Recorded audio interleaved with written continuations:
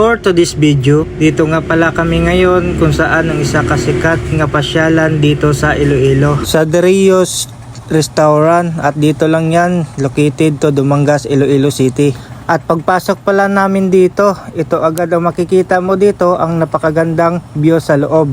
At meron din sila dito fish pond na makikita sa loob. At hindi talaga masasayang ang punta mo dito at napakasarap ang kanilang mga foods dito at masariwang hangin.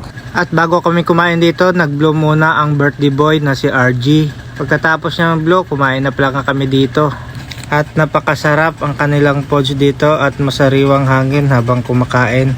At lalo na hindi ka maburing dito, meron silang dalawang magagandang mga singer at magagaling kumanta. O, di ba? At pagkatapos namin kumain dito, nagpicture-picture na kami agad. At ito pala ang view paggabi.